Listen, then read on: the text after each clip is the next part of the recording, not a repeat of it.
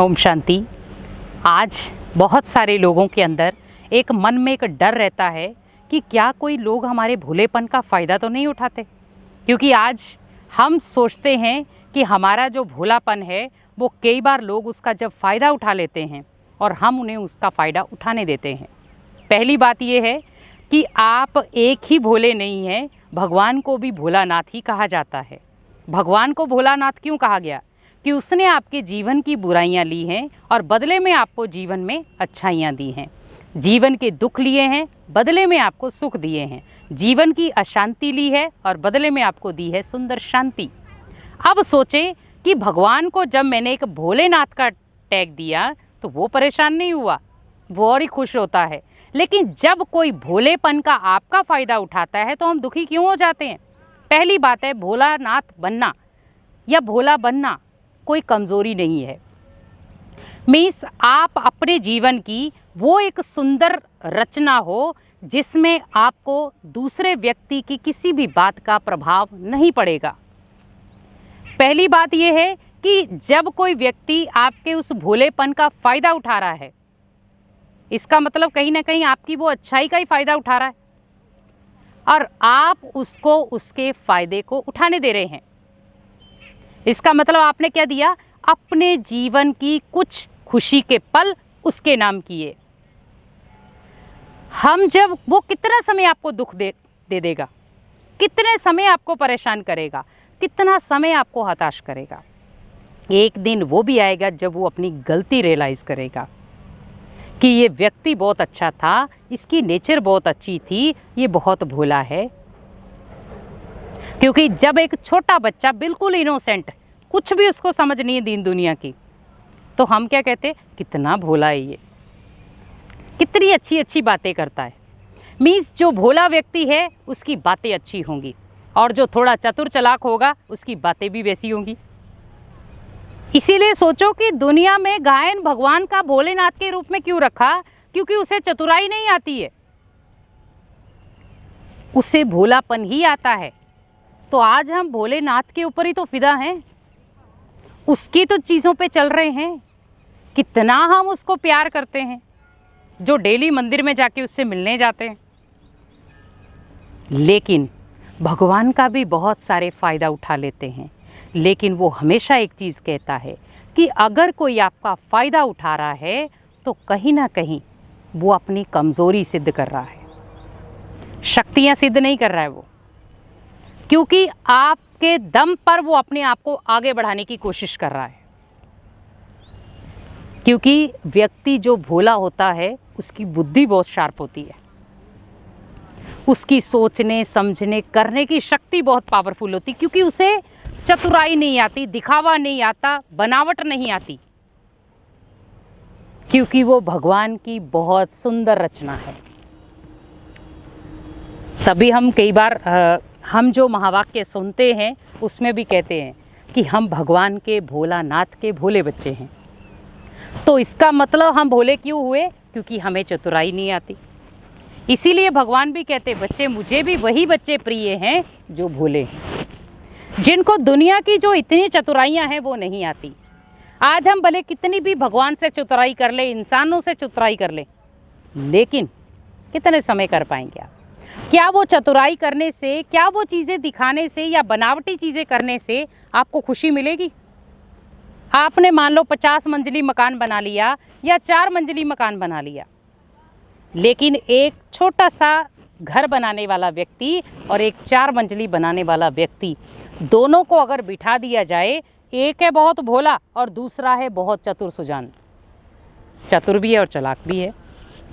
क्योंकि उसने क्या किया? बिजनेस में कुछ ऊपर नीचे करके बहुत सारी चीज़ें कमा भी ली और बना भी दी, लेकिन उसको वो चीज़ करनी नहीं आई, इसीलिए वो छोटे से घर में बैठा है। अब आप दोनों व्यक्तियों को बिठा दें, सबसे ज़्यादा जो चेहरे पर खुशी होगी वो होगी जो छोटा घर जिसका होगा, क्योंकि उसकी इच्छाएं भी उसी के दायरे में घूम रही होंगी। लेकिन जो 4 मंजिली मकान बनाने वाला है उसकी चीज़ें भी कितने दायरे में घूमेंगी? मुझे ये भी चाहिए, मुझे ये भी चाहिए, मुझे ये भी चाहिए और मुझे ये भी चाहिए। और जो छोटा व्यक्ति होगा उसके मन में क्या आएगा? भगवान जो दे दे वही अच्छा। इसका मतलब उसने देने के लिए भगवान को पकड़ा और उसने लेने के लिए इंसानों को पकड़ा, दोनों में अंतर आ गया। इसी प्रकार अपने जीवन के महत्व को जब तक हम व्यक्ति नहीं समझेंगे तब तक हम कुछ भी हासिल नहीं कर सकते। आज जीवन भले कितना भी सुंदर हम जी रहे हैं, लेकिन उसमें बनावट है, दिखावट है और दूसरों को दिखाने की कोशिश करते हैं।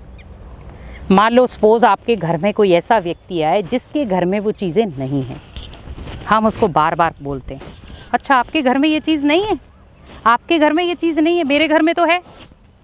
तो मीन्स उसने अपने घर को इतने अच्छे तरीके से सजाया, आपने वो चीज़ तो नहीं देखी, आपने वो चीज़ देखी जो उसके पास नहीं है। इसका मतलब हम क्या दिखाने की कोशिश कर रहे थे वहाँ? व्यक्ति हमेशा जब तक उस धैर्य को अपने जीवन का सुरक्षा कवच नहीं बना लेता तब तक वो जीवन में कुछ भी हासिल नहीं कर सकता। इसीलिए अपने धैर्य को इतना स्ट्रांग बना दे कि दुनिया भले कुछ भी हमारे साथ करे, कैसा भी करे, लेकिन भगवान हमेशा आपके साथ खड़ा रहेगा। क्योंकि धैर्य की परीक्षा हर कोई लेगा, लेकिन वही व्यक्ति एक दिन ये याद करेगा कि इस व्यक्ति के अंदर ठहराव बहुत था, धैर्य बहुत था। क्योंकि आज एकदम से उतावलापन चालू हो जाता है कि अभी अभी जस्ट मैंने कर्म किया, अभी अभी उसका रिजल्ट आ जाए।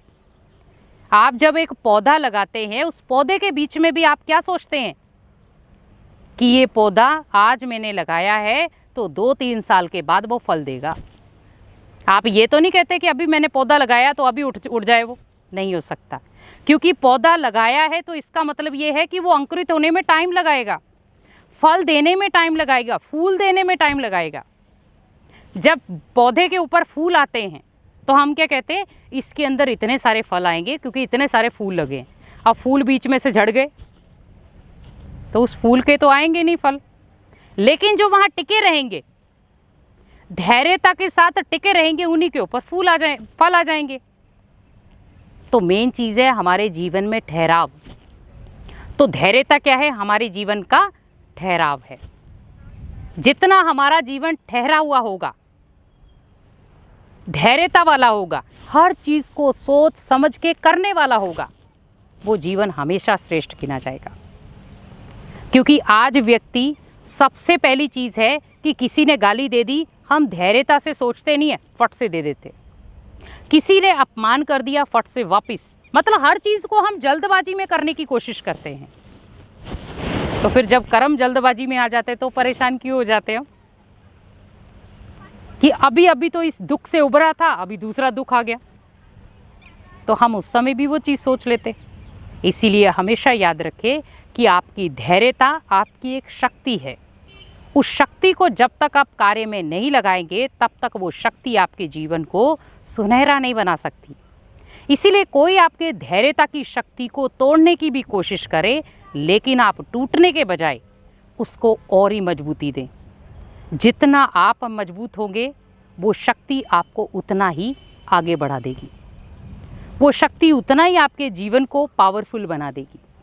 क्योंकि धैर्यता भी एक शक्ति है, वरदान है, जो भगवान से हमें एक सुंदर रीति के आधार पर मिलता है। ओम शांति।